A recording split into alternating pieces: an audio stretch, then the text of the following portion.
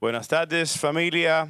Acompáñenme a leer el versículo de la predicación de esta tarde que se encuentra en Proverbios 20, del 20 al 28. Al que maldice a su padre o a su madre, se le apagará su lámpara en medio de las tinieblas. La herencia adquirida deprisa al principio no será bendecida al final. No digas, yo pagaré mal por mal. Espera en el Señor y Él te salvará. Pesas desiguales son abominación al Señor, y no está bien usar una balanza falsa. Por el Señor son ordenados los pasos del hombre. ¿Cómo puede, pues, el hombre entender su camino? Lazo es para el hombre decir a la ligera, es santo, y después de los votos investigar. El rey sabio avienta a los impíos y hace pasar la rueda de trillar sobre ellos. Lámpara del Señor es el espíritu del hombre, que escudriña lo más profundo de su ser. Lealtad y verdad guardan al rey, y por la justicia sostiene su trono. Comenzamos. Mi Dios, te damos tantas gracias por la gran bendición de creer, porque tú es quien nos da el creer. Es imposible que nosotros podamos ejercer el credo, la fe, y esto viene de parte de ti, mi Dios. El decir creer es un milagro, creer en Dios verdaderamente, el creer con un corazón que atesora a Cristo, un corazón que abraza la presencia del Espíritu Santo, es un regalo del Dios Trino. Mi Dios, gracias por permitirnos creer, pero creer para atesorar a Cristo. Mi Dios, queremos seguir aprendiendo de tu palabra, queremos que tú nos instruyas, nos guías. Y ahora, mi Dios, en esta tarde pedimos que tú nos concedas una gracia tuya para nosotros poder verte claramente en tu palabra. Guíanos, prepáranos y que salgamos de aquí, mi Dios, animados, fortalecidos, exhortados, con deseo, mi Dios, de que lo que creemos, eso vivamos. Te lo pedimos en el nombre de Cristo Jesús, oramos. Amén. Una de las cosas que también me imaginaba, gracias de gracia, esta semana es pensando que estuviéramos ubicados en una montaña. Desafortunadamente, en el sur de la Florida no existen montañas. Yo amo las montañas. Quito la playa, dame una montaña. Yo sé que para algunos que aman la playa los ofendí, pero quítame la playa, quítame la piscina, quítame la palmera, ponme una montaña ahí, yo me quedo ahí ubicado. Horas y horas amo las montañas. Desafortunadamente no lo hay aquí, las únicas que hay están llenas de basura y los han convertido en parques. Pero digamos que gracias sobre gracia estuviera ubicado en una montaña en la ciudad de Sunrise y estuviéramos ahí situados. Y en la manera en que yo veo la iglesia es que domingo a domingo venimos, subimos esta montaña. Habrán domingos donde la caminata es más ligera, donde tú subes esa montaña gozoso, animado. Wow, subí aquí a la montaña, tener este encuentro con mi Dios. Habrán otros domingos para algunos de nosotros que subir la montaña es cuesta arriba. Subir es como que estoy arrastrándome. Yo no quiero subir hasta allá. Y para ambos, tanto el que se goza subiendo como el que está ahí, es Dios mismo el que los sube. Al alegre alegrándose en Cristo, al que está sin falta de esperanza o falta de gozo, ella o él se ubican antes de Cristo y Cristo los lleva allá y a la misma vez la iglesia se acompaña. Pero estando ahí arriba en esta montaña, el cual nos congregamos domingo a domingo, se supone que tenemos que ver algo más de Dios en la palabra de Cristo. Se supone que venimos con apetito, con deseo, con un genuino anhelo de decir, yo quiero ser más transformado a la imagen de Cristo. Venimos entonces a ubicarnos delante de Dios, a aprender más de Él y a la misma vez salimos de acá, bajamos por así decirlo, para seguir iluminando y mostrando a Cristo en todo lugar que Dios nos haya enviado, especialmente como decimos en Gracia de Gracia, en tu casa, en tu iglesia y en tu comunidad. Esto, en otras palabras, es lo que Cristo le dice a sus discípulos en Mateo 5:14. Ustedes son la luz del mundo.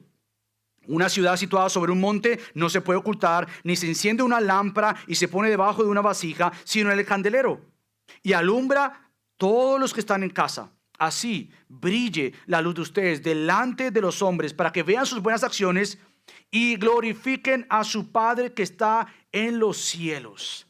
Entonces venimos como hijos a ubicarnos ante el Padre, ante el Rey, y decimos, oh Padre Celestial, ayúdanos a reflejar el milagro de ser un pueblo llamado el pueblo de luz, porque tenemos a Cristo alumbrando nuestro corazón y por medio de nosotros. Estando entonces ubicados ante este gran Rey, queremos seguir aprendiendo. Y hay muchas áreas en que domingo a domingo la palabra de Dios expone nuestro crecimiento o expone áreas de crecimiento. Y hoy vamos a ver a Salomón exponiendo, por así decirlo, un tiempo de espera confiados en el Señor. Hoy vamos a ver en Salomón esta idea de esperar en el Señor con confianza. Y lo vamos a ver desde 3 ángulos. Lo primero que vamos a ver es confiar en su orden en nuestra relación con nuestros padres. Hoy vamos a hablar de un tema de honrar a los padres. Y no sé por qué en esta ocasión los servidores me pusieron a mis 2 papas acá al frente. Pero no sé, esto es providencia de Dios. Pero vamos a hablar de honrar a los padres de esta manera. A la misma vez vamos a hablar de confiar en su justicia frente a quienes nos han ofendido. Hay momentos donde vamos a ver precisamente que lo más fácil para Michael es tomar venganza por sus propias manos o justicia. Y vamos a ver cómo Dios entonces, situados delante de Él nos enseña a esperar en Él. Y por último, la idea de esto es que al final digamos, ¿sabes qué? Confiemos en su obra final. Él escribió el fin desde el principio y Él tiene control de toda mi vida. Por ende, yo descanso, no en mis planos o en mis planes. Yo descanso en sus planos que escribieron mi vida y en sus planes que escribieron mi vida. Yo descanso en Él. Así que comencemos con el primero y vamos a estudiar los versículos del 20 al 21. Yo quisiera hablar, para comenzar, de un tema que está relacionado en estos versículos que estamos estudiando en esta mañana. Gio nos leyó del versículo 20 al 28 y estos versículos se deben entender desde una perspectiva de la soberanía de Dios. ¿Qué quiere decir que Dios sea soberano? Que Él tiene control de absolutamente todo. Él hace lo que hace y lo hace con propósito y absolutamente nadie lo puede detener. Él es soberano, Él gobierna, Él controla, Él lidera y Él hace lo que hace con propósitos que a veces y muchas veces tú y yo no entendemos. ¿Cómo vemos esto en estos versículos? Bueno, lo vemos con 2 palabras que Salomón usa. Él usa la palabra lámpara. No sé si te diste cuenta en el versículo 20 y lo dice igual manera en el versículo 27.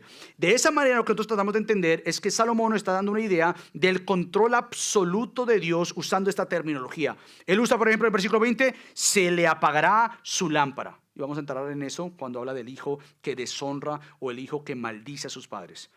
El versículo 27 dice, lámpara del Señor es el espíritu del hombre.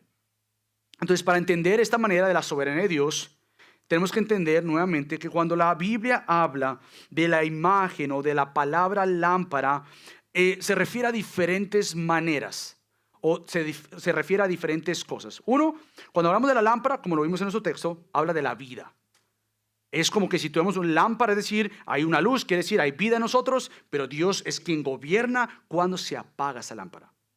Por otro lado, no simplemente se refiere a la vida, también se refiere al orden de Dios, a la estructura de Dios, al plan de Dios. Dios ordena de tal manera que hay luz en su orden, hay claridad, hay estructura, hay parámetros y estando en ellos hay luz del Señor. Él alumbra porque Él tiene un plan bueno y en Él no hay oscuridad, en Él no existen las tinieblas. Entonces sus planes siempre son buenos según su orden. También la lámpara significa el favor del Señor y lo vamos a ver un ejemplo de David. También vemos que la palabra significa promesas. Por ejemplo, déjame darte alguna idea. Dios prometió a David levantarle una lámpara. Y te anticipo, esto lo vamos a ver al final, el último punto, porque esta lámpara que Dios promete a David, al rey David, es Cristo. Entonces, desde ya te anticipo el fin, no para que te duermas o te distraigas, no te adelanté la película para que miras, entonces ya es el final, no, para que estés a la expectativa en cada punto, que cuando el hijo quiera honrar a sus padres, vean a Cristo. Yo honro a mis padres porque al final yo quiero honrar a Cristo. De otra manera, cuando vengan las injusticias en mi vida y yo quiera tomarme la ira y el juicio en mis manos, yo diga, si Cristo no lo hizo conmigo, Él pudo haber puesto toda su santa ira sobre mí y no lo hizo y me perdonó, ¿quién soy yo para vengarme? Y al final, nuevamente, cuando uno diga, bueno, entonces, ¿qué va a pasar con todo lo que he pasado, con todo lo que yo he vivido? Tú miras a Cristo y Cristo dice, yo vengo, yo regreso, yo tengo control, yo ejecutaré mi juicio. Así que confía en mí. Entonces, eso lo vamos a ver a lo largo de esta prédica. Por ejemplo, para darte algunas instrucciones breves de lo que es la lámpara, cuando vemos, por ejemplo, en el tabernáculo, en el templo, que eran los medios que Dios usaba en el Antiguo Testamento para que su presencia habitara, era simbólicamente representado con la lámpara. En las instrucciones del tabernáculo o del templo, nosotros vemos que Moisés le dice al pueblo, obviamente Dios le dice a Moisés y Moisés le dice al pueblo que debieran tener una lámpara encendida 24/7. Porque esa lámpara simbolizaba la presencia del Señor en medio de su pueblo. También la lámpara expresa el favor del Señor. Por ejemplo, David en 2 Samuel 22-29 dice: tú eres mi lámpara, oh Yahweh, oh Señor, Señor, el Señor alumbra mis tinieblas. Entonces no simplemente significaba la presencia del Señor a la lámpara, significaba el favor del Señor a la lámpara. A la misma vez, la palabra de Dios es la lámpara que ilumina nuestro andar. Por ejemplo, el Salmo 119, esta mañana ya terminé de leerlo en mi devocional. El Salmo 119, el versículo 105 dice: lámpara es a mis pies tus palabras.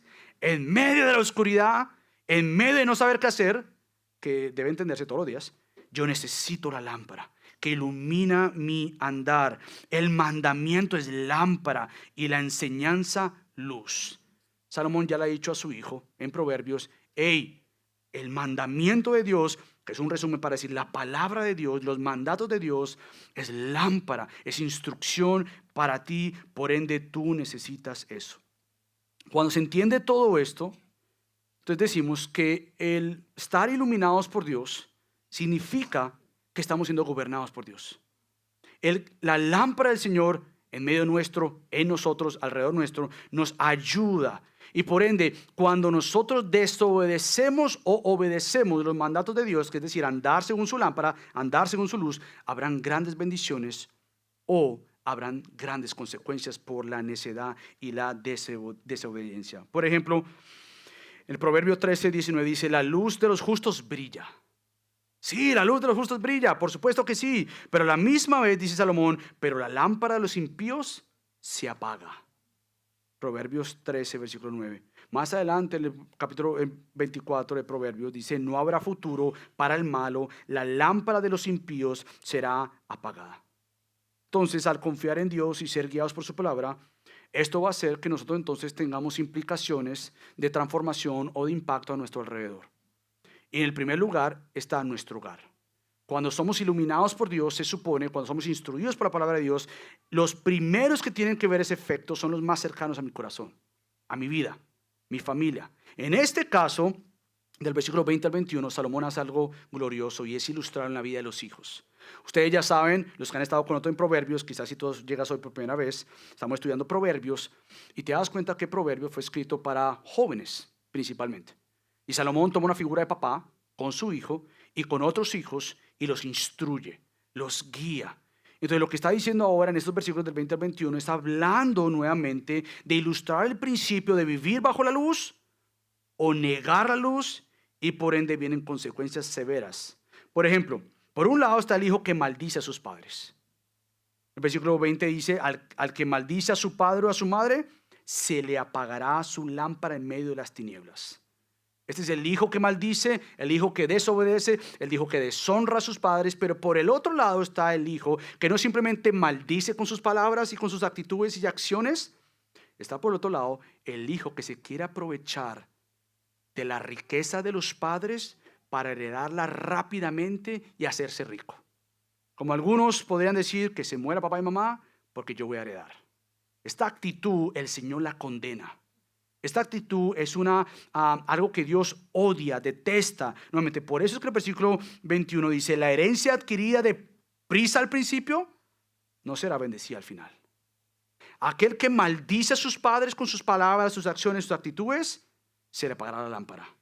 Aquel que quiera aprovecharse de la riqueza de sus padres, no importándole sus padres, pero las riquezas, al principio dirá: qué bueno, me hice rico. Pero Dios dice: yo no voy a bendecir eso. Entonces, para Dios, nuevamente, este tema es muy importante.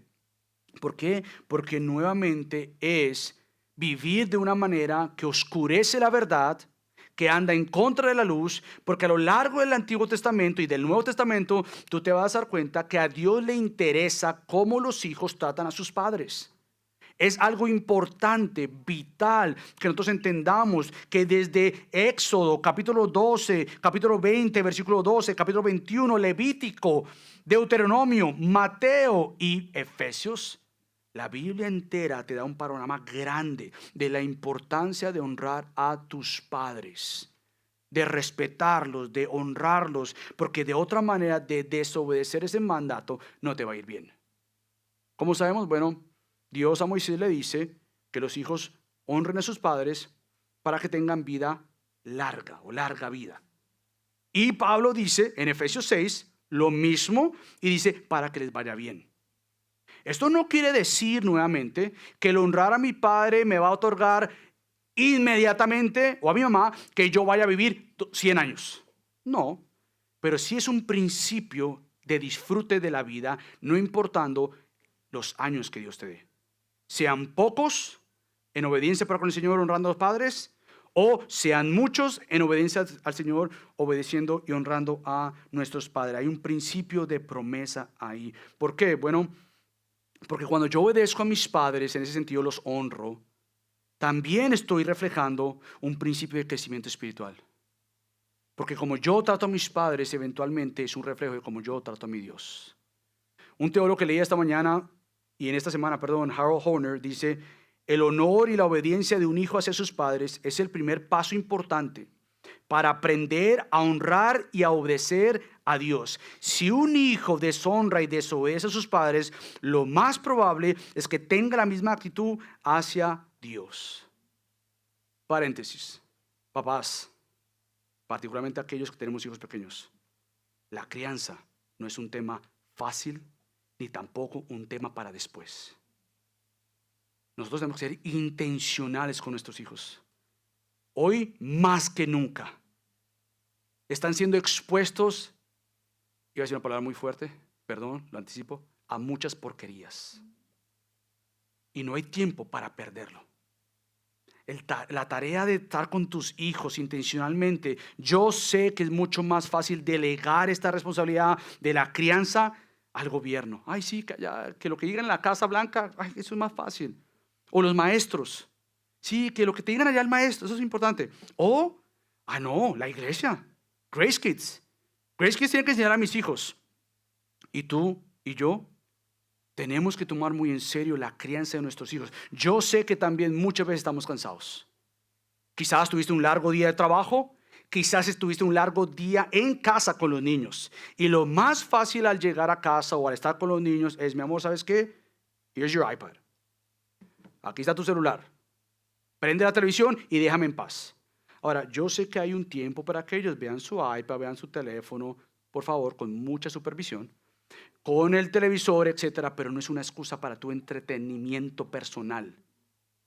Debe ser intencional. Algo que Gaby y yo somos muy intencionales es en lo siguiente: nosotros queremos cansarnos al final del día, no simplemente porque en el trabajo, en la casa, en el trabajo, con la cocina, mi esposa, la ropa, la casa y todo lo que hace, más trabaja, etcétera. Todo eso, igual yo, no queremos simplemente llegar a la casa al final del día y decir: uy, qué día tan largo. Es parte de. Si al final del día nosotros hemos dicho: wow, qué difícil esto de la crianza. Wow, tuve que hablar con ella, tuve que hablar con él, tuve que entender lo que hay en su corazón, tuve que instruirlo. Parte del tiempo ahorita mismo con hijos pequeños o que todavía están en casa, vamos a hablar de los más grandes, pero estos es un tiempo que tú no puedes desperdiciar. Es un tiempo donde tú tienes que literalmente regar y no vas a ver fruta ahorita. Tú estás regando y vendrán días, créeme, porque nos pasa a todos, donde dicen: no, esto no sirve de nada. Te hablo bien, te explico, te abro la Biblia, mi amor, ven acá, vamos a tomar un cafecito, caminemos y hablemos, y nada sirve, aparentemente. Tú estás sembrando. No te canses de hacer el bien, porque a su debido tiempo cosecharás. Entonces, papás, por favor, la crianza de los hijos es un tema muy en serio, tan en serio que es preferible que de pronto lo material no crezca, pero que tus hijos crezcan espiritualmente. Ahora, eso no los va a salvar, porque tú no salvas a tus hijos. Jamás los vas a salvar. Tú les vas a instruir con la verdad, estás sembrando, y en el debido tiempo, si a Dios le place, les dará salvación. Pero es un tiempo intencional con nuestros hijos. Es un tiempo donde no queremos desperdiciar el tiempo con ellos, sean pequeños o sean grandes. Como siempre se ha dicho en este púlpito, no en este, pero en otro, ahora en este, se ha dicho: nosotros creemos que la mayor influencia hacia el niño bebé, niño, joven, adulto, lo que sea, siempre van a ser sus padres. Siempre. Los hijos desean que sus padres les instruyan con la verdad, con ejemplo, con cambio de vida. No importa la edad, sigue influenciando a tus hijos para bien. Ahora bien, yo quisiera hablarle a los hijos por un momento. ¿Cómo honro a mis padres? Bueno, voy a hablarle primero a los que están en casa, sean niños, jóvenes o algunos adultos que todavía están en casa. Primero que todo, eso implica que tú estás bajo su autoridad. Y bajo su autoridad, tú tienes que obedecer sus instrucciones. Tienen que obedecer sus instrucciones. Y padres, no importa la edad, si están bajo tu casa, tienes que enseñarle qué son tus instrucciones. ¿Sometidas a la palabra de Dios? Por supuesto que sí. Pero no son los niños que tienen autoridad sobre ti. Y esto se ve en todo tiempo. No, es que el niño dijo. ¿Y qué? No, es que la niña me dijo. Es que ya no quiere. ¿Y qué? Tú eres su autoridad. Dios te ha puesto ahí como un tiempito. Tú los estás preparando, como mi esposa me decía, son flechas que tú estás preparando para bien, para que eventualmente tengan un mejor hogar, si es posible, que el tuyo. Pero tú lo estás preparando, los estás entrenando. Entonces, sí, obviamente, querido hijo que está en casa, honra a tus papás siguiendo y obedeciendo sus instrucciones. No es que si te cae bien obedecerme, es que debes obedecerme. No es que si te amaneciste con ganas de obedecer a tu papá, a tu mamá, si estás en casa principalmente, tienes que obedecerlos. Obviamente, no si me implica que yo vaya a pecar. Obviamente, siempre y cuando los padres demos instrucciones sometidas a la palabra, guiadas por el Espíritu Santo, hijos tienen que obedecer. De igual manera, deben respetar su hogar. Jóvenes tienen que respetar el hogar de sus padres. Obviamente, algunos de nosotros Dios nos salvó después e hicimos muchas cosas de jóvenes que no honraron a Dios y pusimos en aprietos a nuestros padres muchas veces. Pero nuevamente, si estás en esa etapa, tú tienes que mirar cómo respetar el hogar de tus padres. Tienes que ayudarles en casa. Especialmente, yo decía hace unos minutos en el otro servicio, especialmente si tú eres un joven adulto y todavía estás en casa, es importante que tú comiences a ayudar en casa. Ah, no, pastor, porque mi mamá me hace todo. Resulta que si te vas a casar, tu esposa no te va a hacer todo y te va a meter en grandes problemas. Ahora que estás en casa, aprende a ayudar en casa. Toma la oportunidad que sea de ayudar en casa. Ayuda, trabaja, esfuérzate, porque lo que tú haces en casa, muy probablemente va a hacerlo en la casa que te vas a estar casado con esa esposa. Y viceversa, obviamente la mujer. Pero particularmente el hombre, tienes que aprender a ayudar en casa y no ser una carga constante para tus papás. Hoy en día, nuevamente, o anteriormente, los padres sentían la tristeza de que sus hijos se iban. Uno a los 18 años estaba pensando cómo salir de la casa, no porque quería irse, pero quería formar su vida, quería trabajar, independizarse, encontrar una novia, casarse y demás. Y uno a los 20 y pucho años, yo me casé a los 22 años, uno ya estaba fuera, hecho y derecho. Y bueno, no hecho y derecho, estaban muchas cosas que construir, pero por lo menos creía yo que estaba hecho y derecho. Dios me formó mucho y me sigue formando. Pero a lo que voy es, hay un tiempo para, qué bendición. Ahora, si anteriormente los padres tenían tristeza de que los hijos se iban y estaban alegres, hoy los padres dicen, ¿y cuándo se va a ir este muchacho? O sea, ¿cuándo se va a ir? Y yo no estoy diciendo que todos los jóvenes tienen que irse a la casa, no estoy diciendo eso. Qué bendición si puedes estar en el hogar, te permiten quedarte ahí. Pero nuevamente, es muy diferente. Yo me quiero quedar aquí hasta que Dios me provea una esposa, un esposo, etcétera y demás. Pero no es para hacerte la vida más fácil a ti. Entonces es importante honrar a los padres en el trato en que tú estás con ellos en esa etapa de joven. Ahora bien, tú dirás, bueno, pastor, yo ya no estoy en esa etapa. Yo ahora estoy como hijo, pero casado. Y como hija casada. ¿Cómo honro a mis papás estando casado? Aquí es cuando vienen muchos problemitas. Aquí es cuando se complica la cosa. Porque nuevamente, para muchos de los casados tienen que entender que papá y mamá ya no son la responsabilidad de autoridad ni de cuidado principal. como casados hemos hecho un nuevo núcleo familiar, un vínculo familiar. Según Génesis 2:24, el hombre y la mujer se han unido al dejar a su mamá, dejar a su papá, y han formado una sola carne. En ese ámbito de unidad, nuevamente, ya no están bajo la responsabilidad de los padres. Entonces, déjame hablarle primero a los hombres. Amado hermano, tu prioridad es amar a tu esposa por encima de tu mamá o papá. Esa debe ser la prioridad. Debes amar a esa mujer que Dios te ha dado. Debes tratar en la mejor manera posible, crecer y entender cómo hago esto de poner a mis papás de manera que los honre sin deshonrar y descuidar lo que Dios me ha dado ahora, y es a mi esposa. Así que, querido hombre, tienes que aprender a cómo honrar a tu esposa, cómo tienes que cuidarla a ella, cómo tienes que nuevamente construir tu hogar. Créanme, lo mejor que tú puedes hacer para honrar la vida de tus padres es construyendo tu propio hogar. Que le dé paz a ellos. Que ellos vean en tu vida no perfecta que tú estás levantando un hogar, te estás esforzando. Créanme, esto les da paz a tus papás. Entonces, de igual manera, querido hombre, prepárate. ¿Cómo lidero mi hogar? ¿Cómo lidero a mi esposa? ¿Cómo la protejo? ¿Cómo le proveo? Y nuevamente, ¿cómo sigo siendo un ejemplo a otros, incluyendo a mis padres, del amor de Jesús para con su esposa llamada la iglesia? Y ahora, amada mujer, también es para ti muy, muy, muy importante. Tu llamado principal ahora es cuidar tu hogar.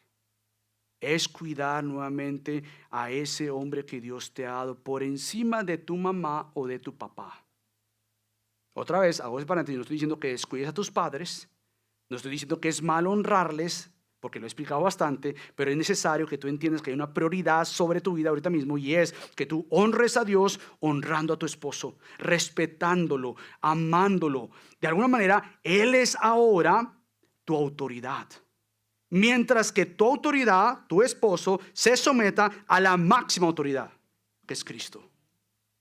Ese es el orden de la lámpara del Señor, de la palabra del Señor. Honra a tu esposo. Ahorita mismo tienes la gran bendición de criar a tus hijos en el temor del Señor, con la ayuda de tu esposo.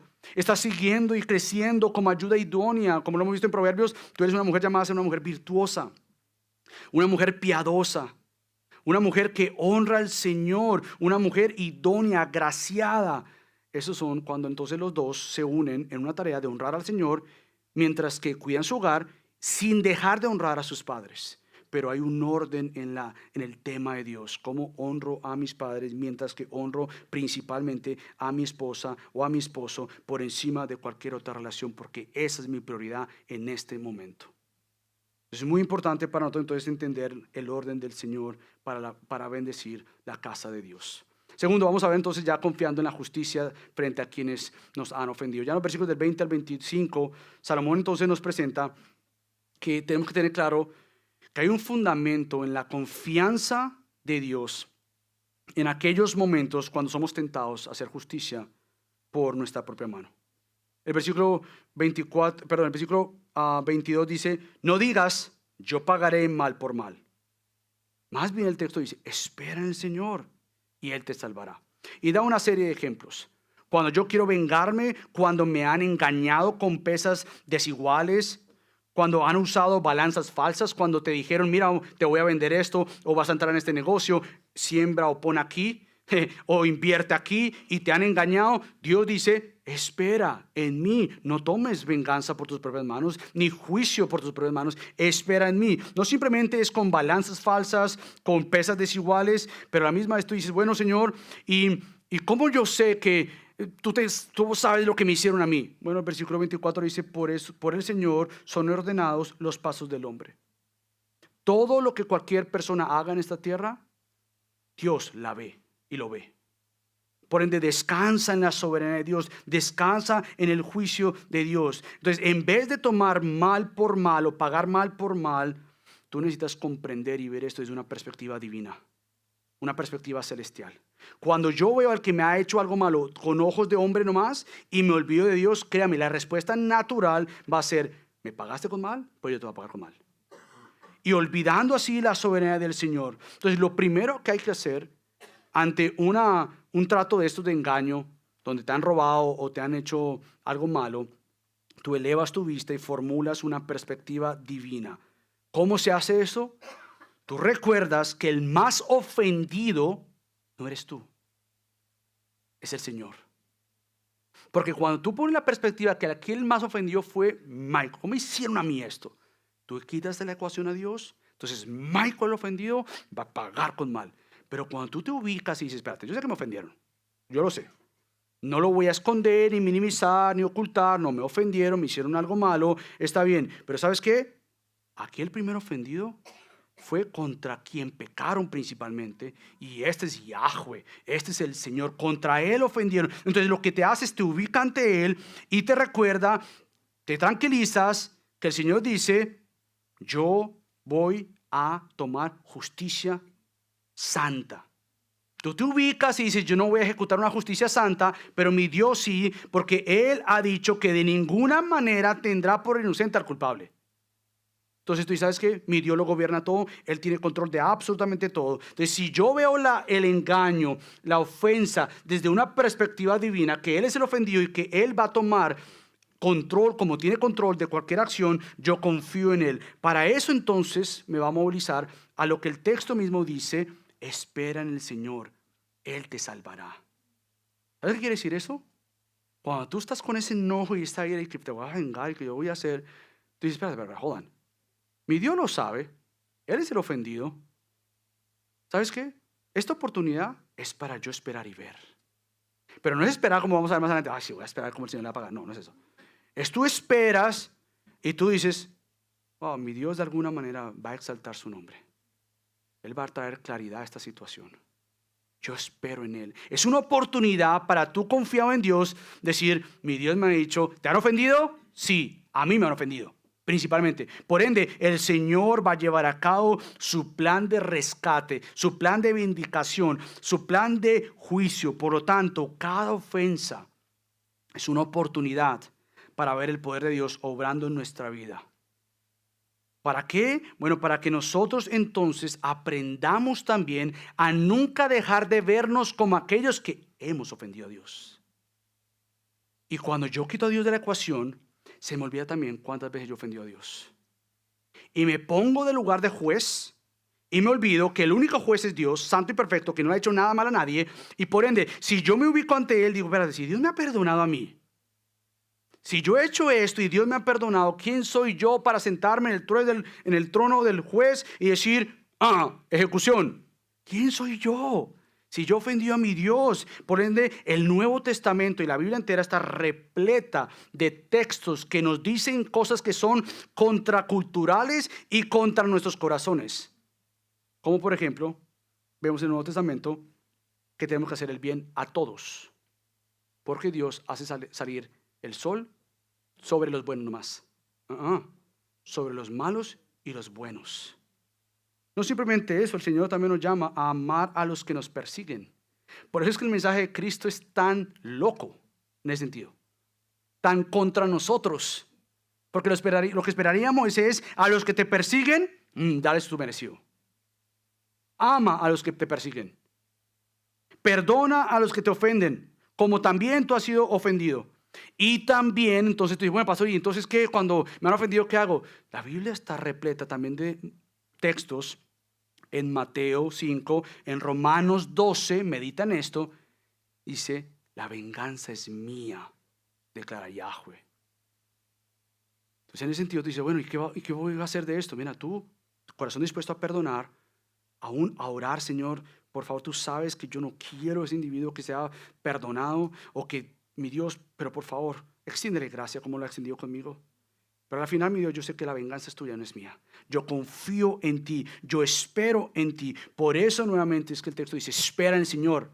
Él te salvará, Él te rescatará, Él te vindicará, Él llevará a cabo su juicio. Ahora, y si yo no quiero hacer eso, ¿sabes qué va a pasar? Que tú vas a crecer entonces con un corazón lleno de amargura.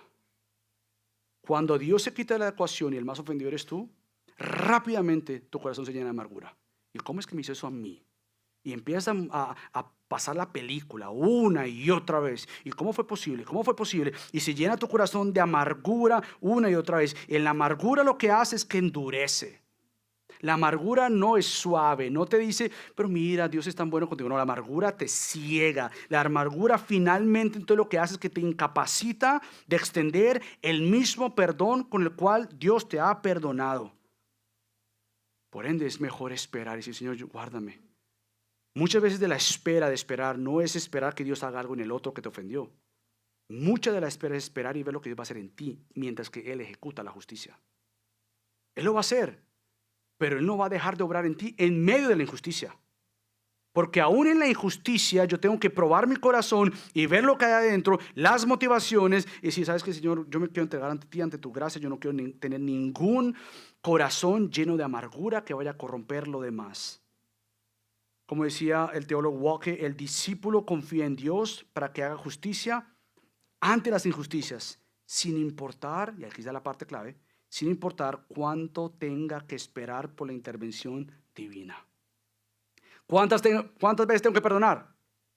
7 veces 7. No, pero es que me ofendieron. Perdona. Pero es que Dios, tú no entiendes. Perdona. Pero es que yo no le voy a hacer el favor a ese. No es que es para ese, es para ti.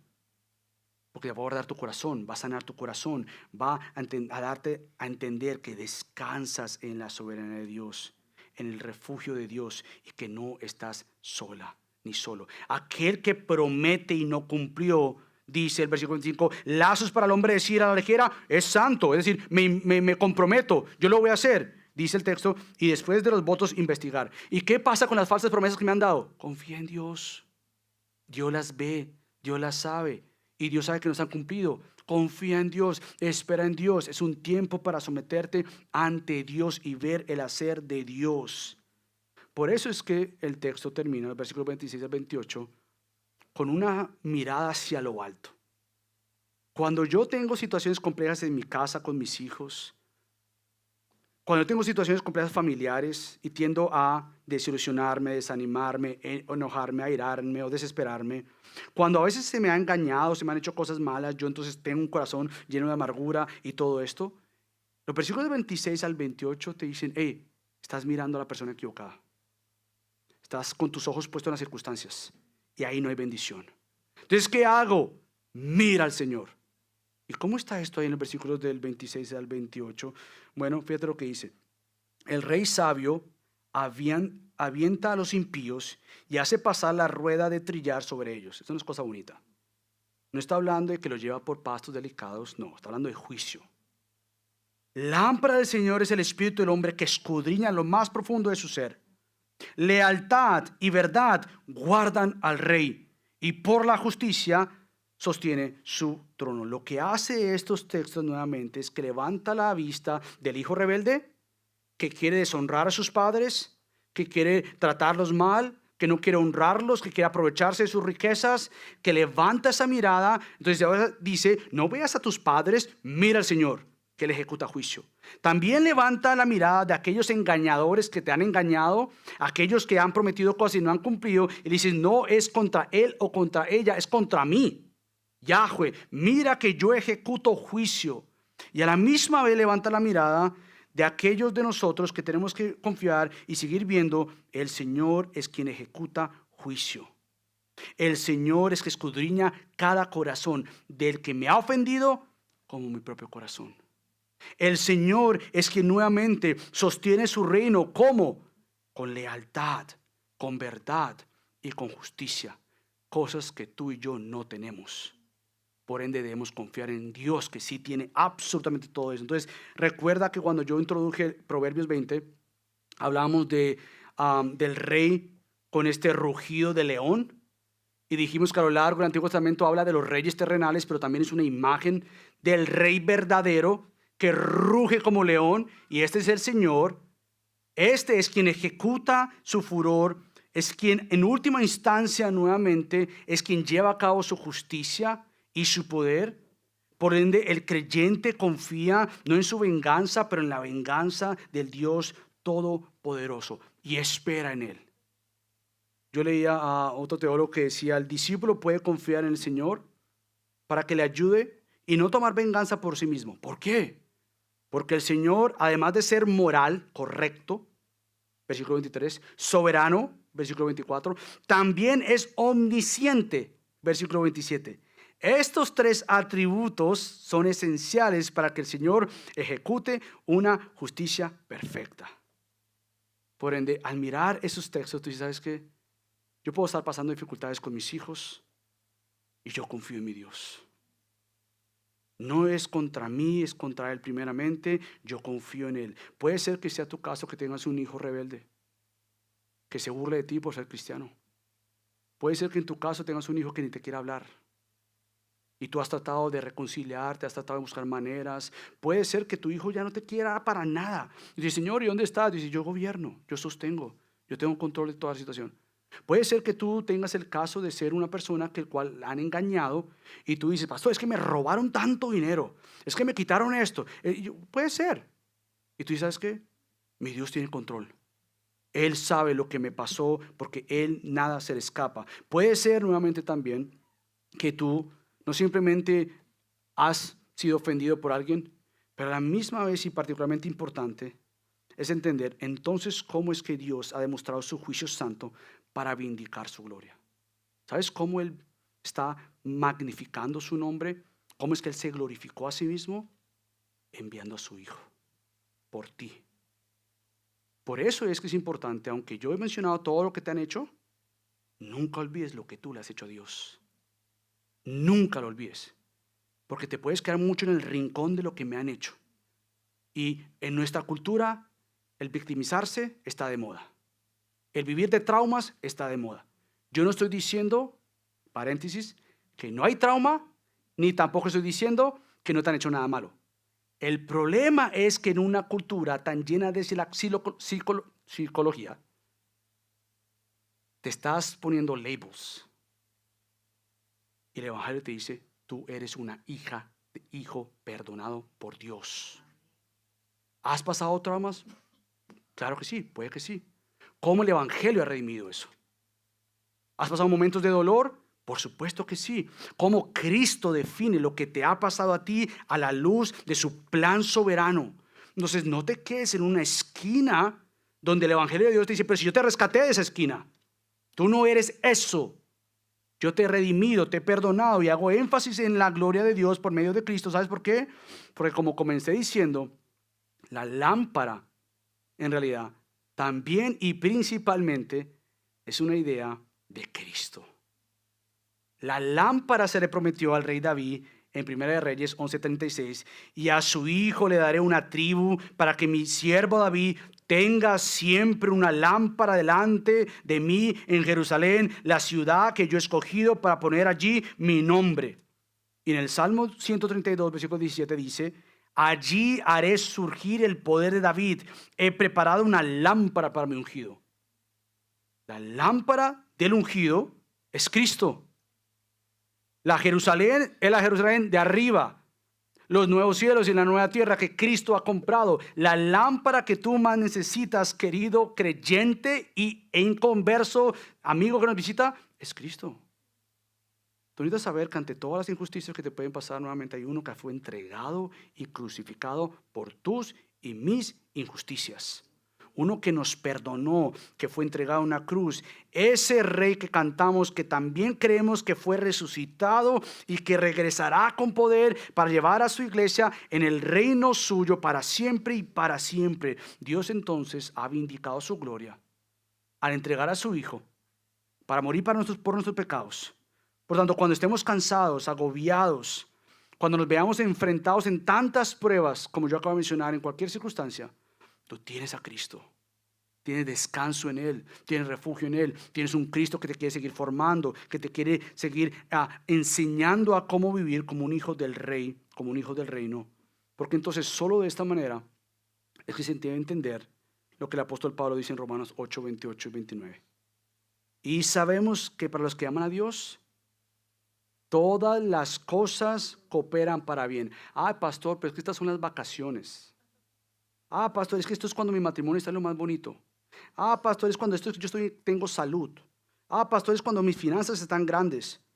Cuando tú lees Romanos 8 te das cuenta que eso es en medio de la aflicción, en medio de la persecución, en medio del dolor, en medio donde Pablo dice que los sufrimientos de este tiempo presente no son dignos de ser comparados con la gloria venidera. Entonces tú entiendes que todas las cosas cooperan para bien. Esto es para ti, para los que son llamados conforme a su propósito, porque a los que de antemano conoció, también los predestinó a ser hechos conforme a la imagen de su Hijo, para que Él sea el primogénito entre muchos hermanos. Solamente teniendo al Cristo es que tú puedes entender que puedes esperar por el rescate del Señor. Él te ha rescatado.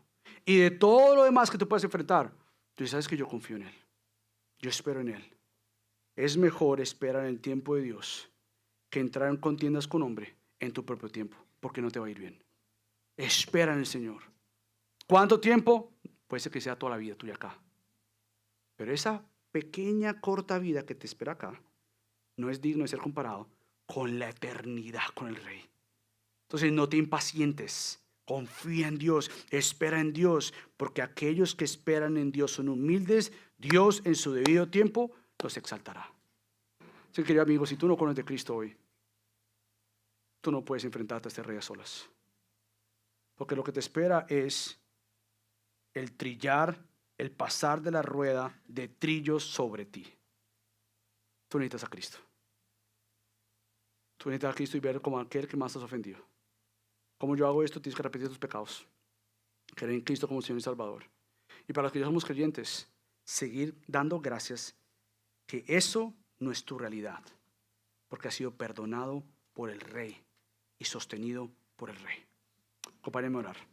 Mi Dios, te damos tantas gracias por esta tarde ya, gracias por tu palabra, gracias por enseñarnos, por recordarnos que tú gobiernas, que tú eres Rey, que tú eres soberano, que todo en esta vida, por más difícil que sea, mi Dios, tú tienes control.